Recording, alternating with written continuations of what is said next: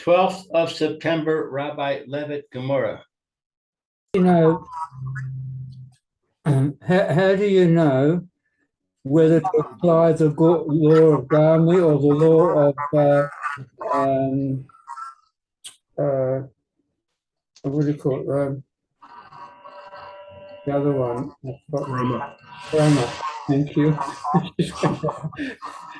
How do you know whether to apply the law of Gami or the law of Rama? Okay, so it's like this.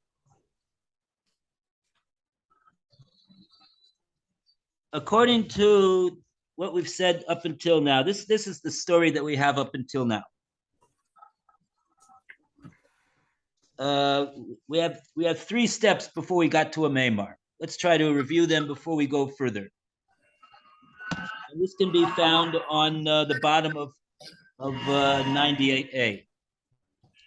So Rabbah said that somebody who burns his friend's star is potter. He's exempt.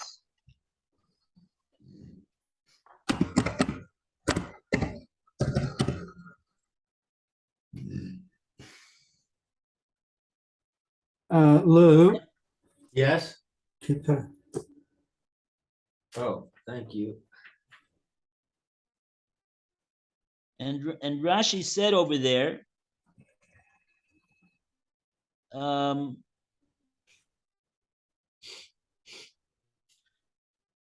okay, so that's what Rabbah said. Rabbah said he's exempt.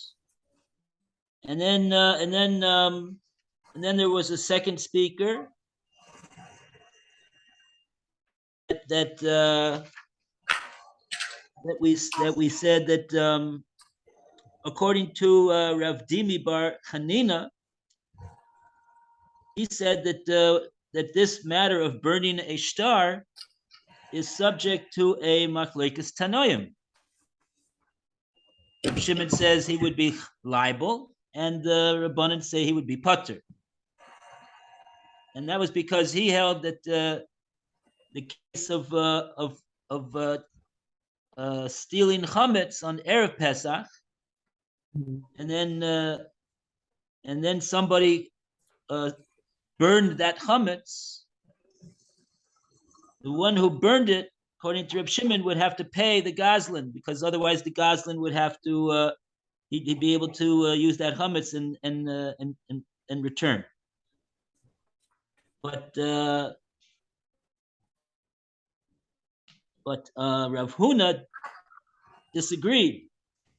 Rav Huna said that no, that case is not a comparable case, because the case of chametz is not comparable. Burning chametz is not the same thing as burning a star, because burning chametz, we do apply the din of davar garm l'mammon, because it's chametz is something which is gufo mammon.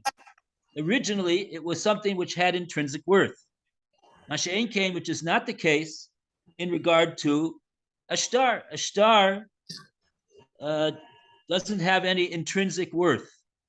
A piece of paper that's that doesn't have any, it's not worth what it says on it. It doesn't have any intrinsic worth. So therefore, you wouldn't say, there wouldn't be any machlokes. Everybody would say it's not a davar garm l'mammon, according to Rav Huna. Okay, so now a Maimar says that he holds that this case of burning a star is regarded as a garmi, and therefore, the mandomer that, and there's a machlokes whether a case of garmi is chayev in the bezdin to pay damages or is exempt. So he says, according to the one who judges a din of garmi and makes him liable, he'll be chayev. He'll be chayev because it's judged as a garmi. And according to the one who doesn't judge garmi, who doesn't make somebody chayav for garmi, so then it's then it remains a burning of a piece of paper.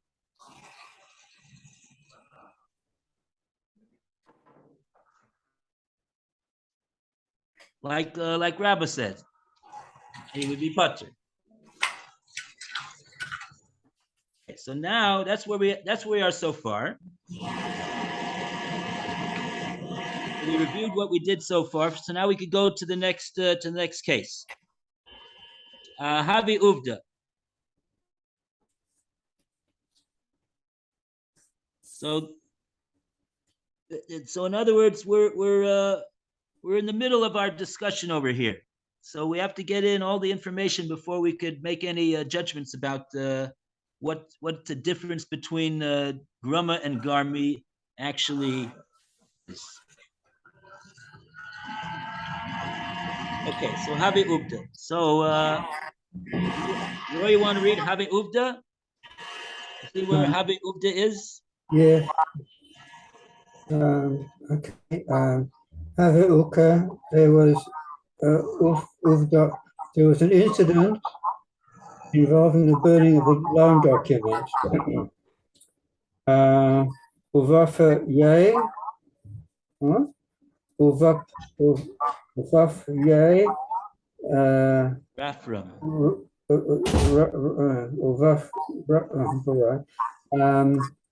Rafram, Larav, Ashi, and Rafram pressured Rav Ashi. The Vagaba Bay B Beshura Salama, and exacted for the burning of the loan document the entire amount written in it from his most superior properties, like they're being used for images.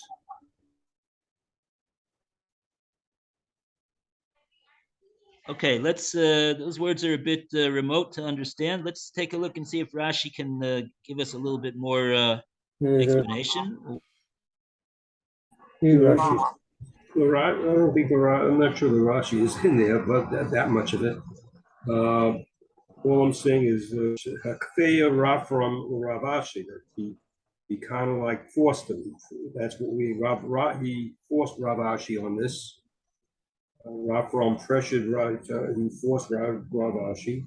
Shisaraf Shah, that Chavero, that if he burns the star of his friends, be Duto.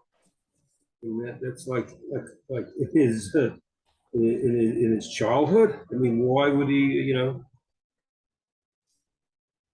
What? What's the question? Yalduto. Yalduto Right. is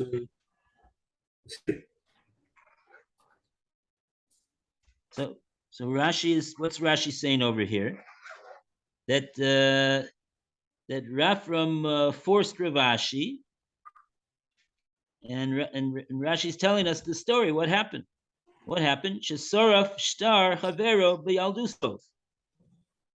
That he burnt his friend's shtar b'yalduso when he was young. mm-hmm. So okay. So in other words, we have what? Is this next Rashi part of it, the Agbe Minei, and he collected from him? Yeah, but Agbe Minei, and he collected from him. Even though that's not what the words are in the Gemora, but it's similar because he does collect. It says Guvanye, he collects Me'alya, he collects from all of it. Kol Ma Shekatu B'Shtai, everything that's written on the everything that's written in the star, he collects. There's another Rashi in this, and here's this other phrase: Ki Kishura Salma, like a something of an image, like a picture type of thing, like I don't know what it's called. Being sure it's like a row of a picture. Haraon Gemor min ha'idit. He's doing a total collection from the Edith, which is like the best. Edith's best or not? Not really. Yeah, Aliyah's Edith, right. Edith is the best. Yeah. Gemora, like a beam. So there's the word beam. Gemora is a beam. Yeah. A beam. So like this beam, Hanicheret, that was chosen, Meshar Korot, from all the other beams. It's like the best beam. With the cane to fix by it. Surah the Yuk Naot. That surah is like a form. Right. And Diuk Naot. Is that the exact diuk? Diuknos refers to the visage, the face. Excuse me. Like we say in the this is the Chazal that says that when Yosef Tzaddik was challenged with his Nisoyan with Potiphar, and he saw, what did he see? He saw Diukno Shel Aviv. He saw a visage, like a form of his father's face in the window, wherever it was that he was. That's that word, Diuknos. So Rashi's translating and explaining this expression over here. The word keshura is a beam in Aramaic, and the word tzalma is that's what Rashi's talking over here about, a visage or a certain form. And what does this have to do with the payment? Rashi explains that this is sort of an expression. And Rashi says that this payment that was made was he told us already. He collected, right? Let's say the star was for 1,000, right? Let's say the star was for 1,000. Let's say it was for 100,000. So how much did they collect? How much did Rafram force Rav Ashi to pay for this star that he burnt? What was written in the star. That's what Rashi says, the full amount that was written in the star. And then,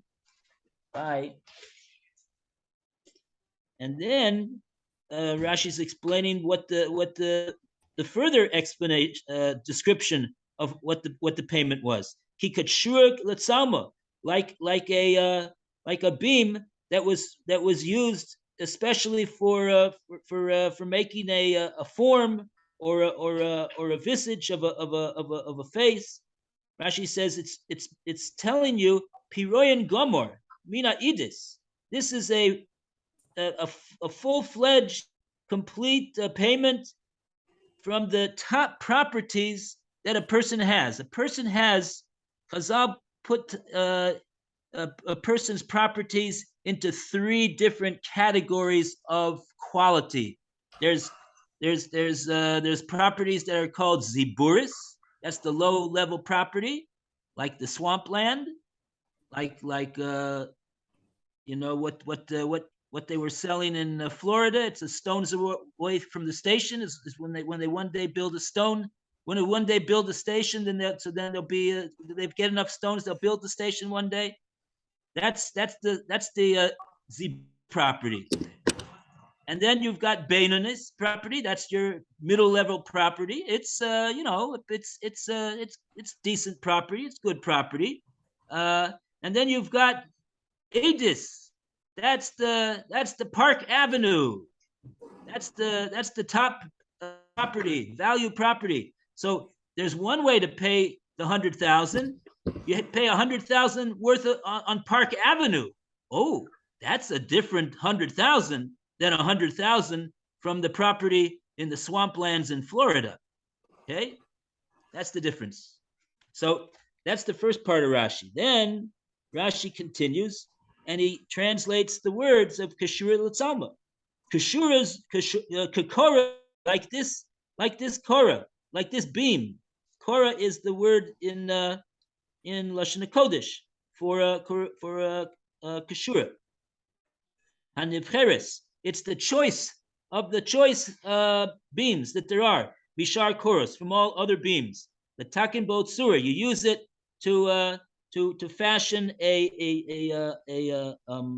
like a figure or a likeness, diuknos of a person's face. Okay, so that's just the.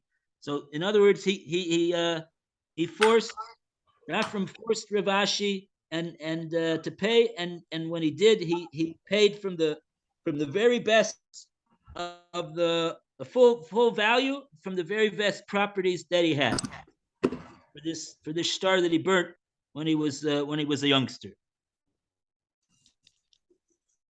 Okay, so here we have a case where we see that the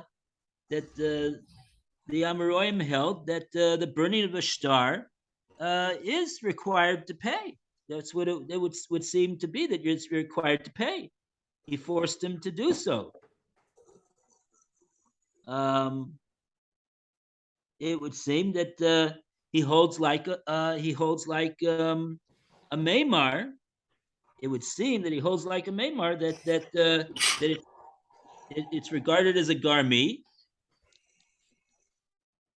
and in other words, a higher level, like what Roy read from the glossary of the art scroll. The art scroll said that basically, very simply put, the difference between a grama and a garmi is that a garmi is a more closely, even though it's indirect damage, but it's more closely, it's more direct than the indirect damage of grama.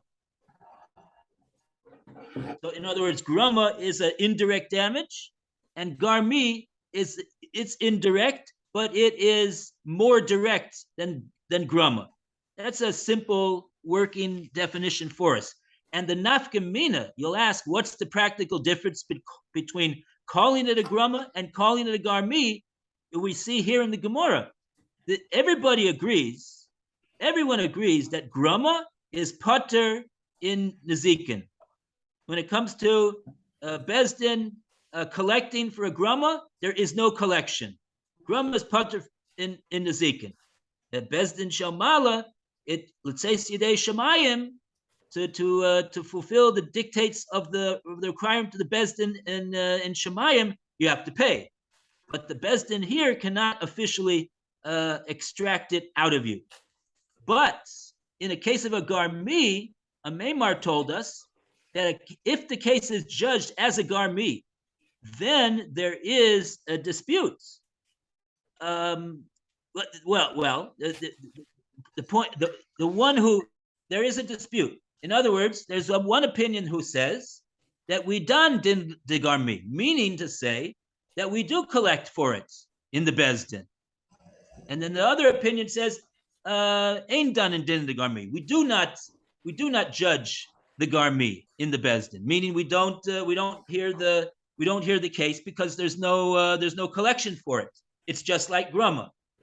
So that's a machloikis. There's two opinions about it. That's what a Maimar told us just now. But it seems that if Rafram is forcing Ravashi to pay over here, it would seem as though he agrees that it's a garmi, it's judged as a garmi, a more direct type of indirect damage, and he also additionally holds that garmi is we do judge a case of garmi and we collect for, and so that's why he forced Ravashi in this case where Ravashi burnt. Rashi says that Ravashi burnt a star in his youth. Okay, so that I think is the story that we got so far. Okay, so now that takes us up to the two dots. And now we're going to go to the case that we've been talking about over here. Chametz v'avar alav Pesach. Now, incidentally, this case was a case that was brought. I looked it up. This case is in the Mishnah on 96b. If you take a look at the Mishnah on 96b, you'll see this case. The 1, 2, 3, the third full line towards the end of the line. It says this case, chametz v'over olav Pesach, and as well as other cases. And it says that Omer, at the end of the Mishnah, it says Omer lo harei shel chalafanecha. So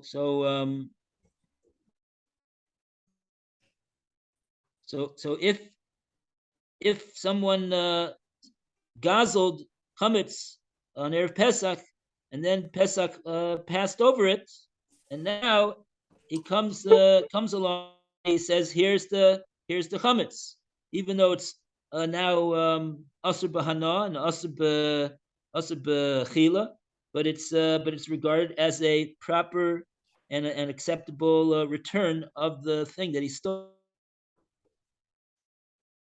So now we're going to go to what it says further on in the Gemora on this case. Man Tana,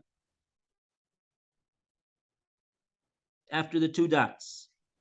And we go to Alan to continue. What page we on? I'm sorry. 98b. 98.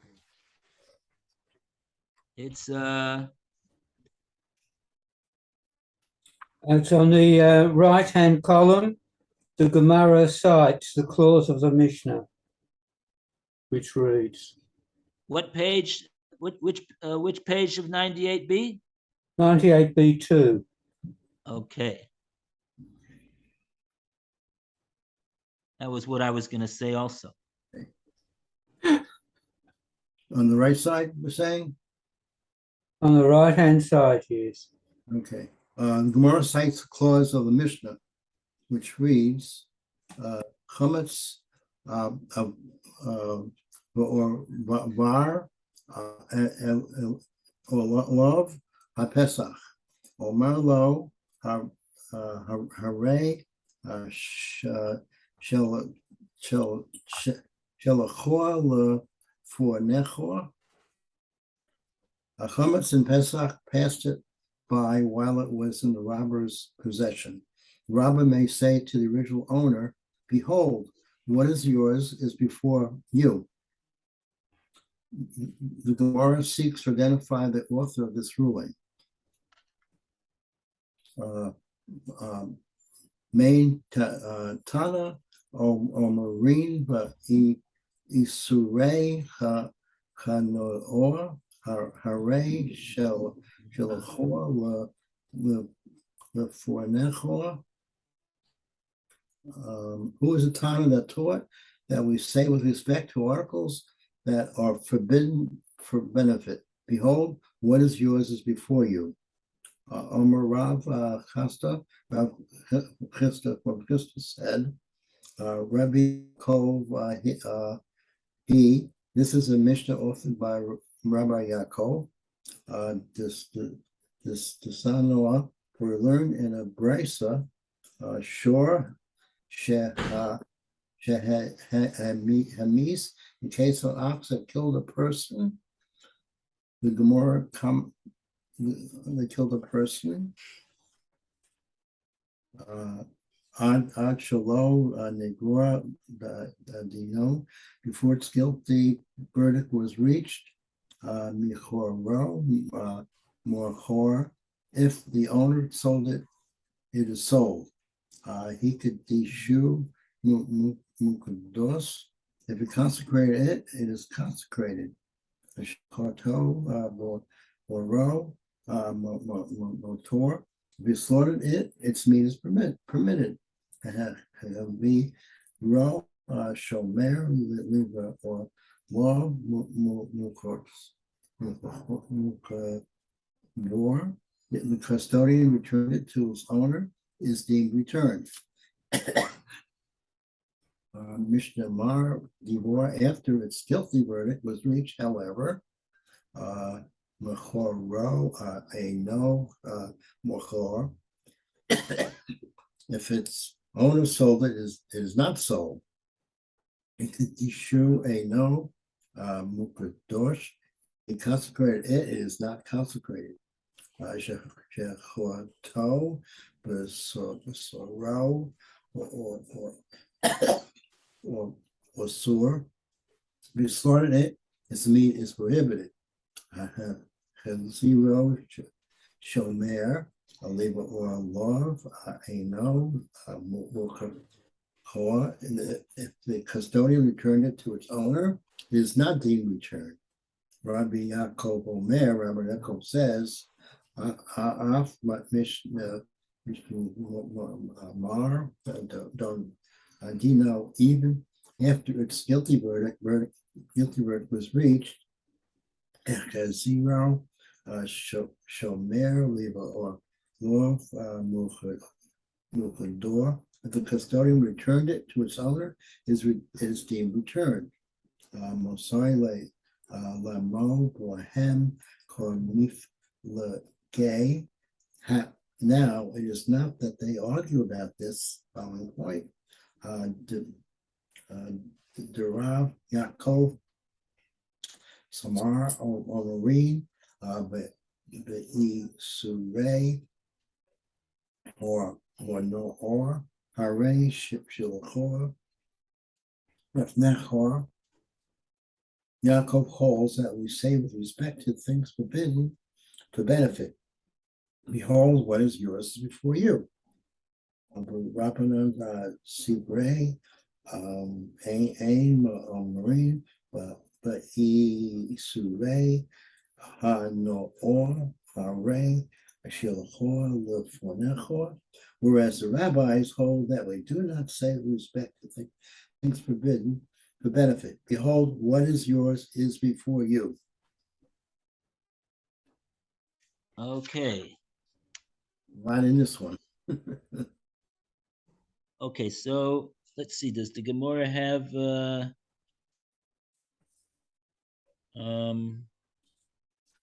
okay, so let's take a look at the Rashis. Let's try to read the Rashis. Basically, just in one nutshell, what's the Gemara doing over here? The Gemara wants to identify the Tana of our Mishnah. Our Mishnah says that that the Gazlan that steals the chametz on Erev Pesach, and then after Pesach, after it's become Asur Bahana and it's Asur Bachila, it's basically useless and has no benefit gotten from.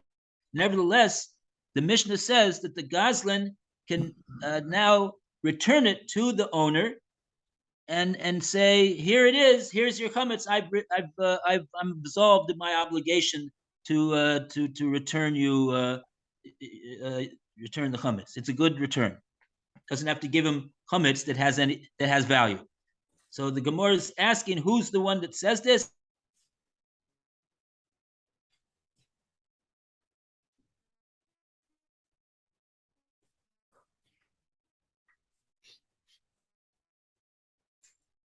Rabbi, you're frozen. Or the ox that killed a person. Once they render the verdict on the shore, that the shore in fact did do that, so then it has to be stoned, executed, and so there's difference in the din before they reach the verdict, and after they reach the verdict, whether a return of such an animal could be made or not, among other halakas. So we'll see the Rashis now. Shor Shehemis. So we're up to the Rashi Shor Shehemis. Shor Shehemis. Yeah. What is Shehemus? That killed. A shore that killed. S Ha'adam. It's a run-on. A shore that killed a person. Very Oh, good. Umakro ad shalo nigmar dino. And he sold it when it was not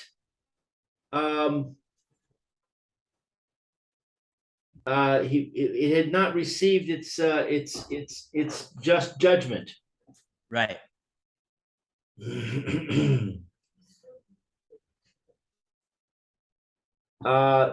Deuter? Yeah. Makor. He sold it. Velo Yiskal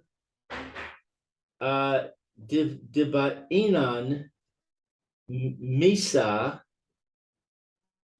Viha Amda Bedin Sheyeh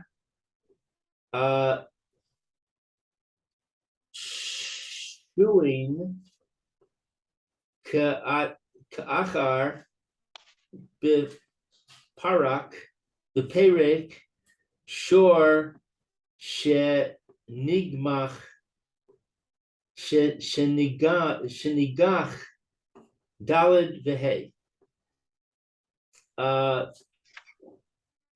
What is Yiskal?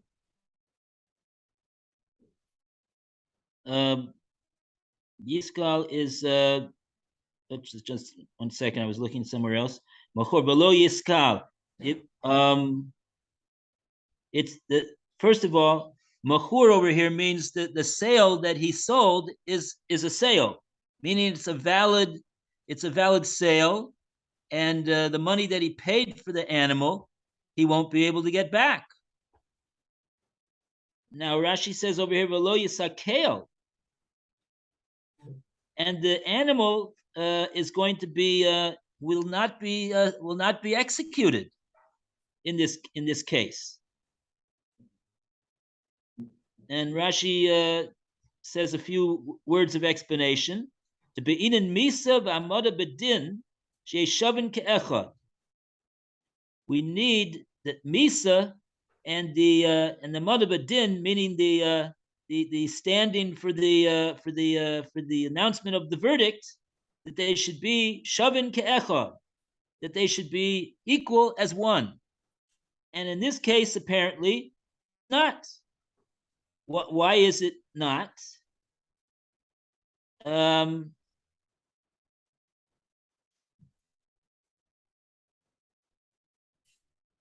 Why is it not? So the explanation over here says, "Lefisha eina shor mischayev beskila ela im haya berishus bailim echad b'shas negicha u'b'shas amada bedin." Oh, okay, that's what it means. It means that in order for the Bezdin to administer the din of Misa. Oh, 1 second. I see that Phil slipped away and he's trying to get in. I was wondering why it was so quiet.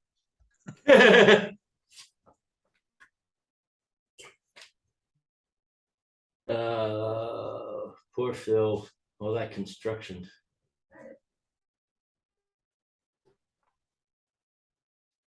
Okay, so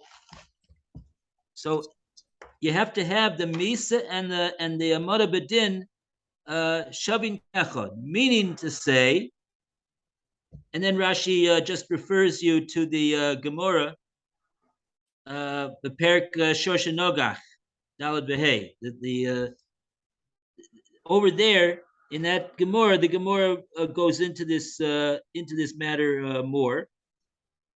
Just the bottom line that comes out from that Gemara is that you need to have that the animal is in the under the ownership of the same person, both at the time of the Misa, meaning at the time that he killed the person, and also in the in the reshus of that same person, b'shas hamod b'din, at the time that he is standing to hear the verdict. But in this case, the animal was sold to another individual in the interim, and so therefore that invalidates that frustrates the ability of the Bezdin to issue a din skila on the animal. So they can't pronounce the verdict of skila on the animal. So that's what Rashi is referring to.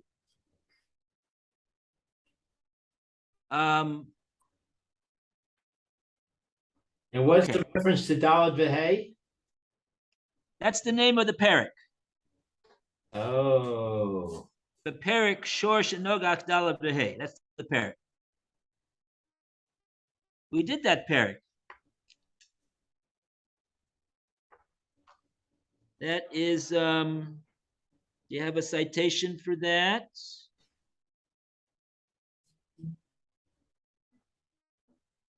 This should be I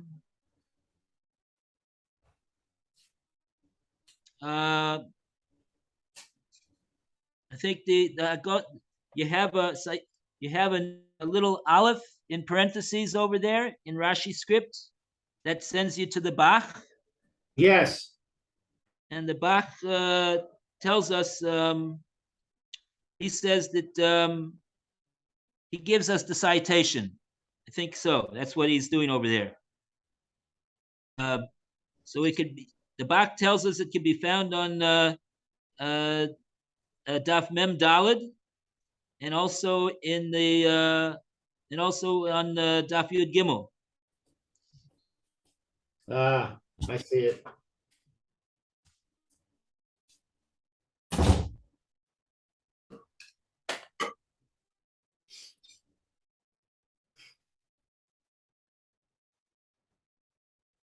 We will have to get back on here. Okay, so in other words, like this. At the time of the sale, right? The animal. Now, when an animal becomes, when the verdict on the animal has been pronounced, if they do get a verdict on the animal, then the animal is a shor niskel. He's gonna be executed, and that's what we're gonna see in the next section. That in that case, there's going to be a machlokes between Rabbi Yaakov and the Rabbanan whether the sale at that point, after the Bezdin has rendered the verdict, is going to be a sale, because at that point the animal is due to be executed. So it's basically not it's asur b'hano now. So can you sell an animal like that? Does the sale go through? So that's going to be a machlokes between Rabbi Yaakov and the Rabbanan, and we're going to see further. Oh, but right now it's 12:31. Thank you, Rabbi. All the best to everybody. Fine. Wonderful day. Hope the Zoom will work. I had a little problem with it today, but okay.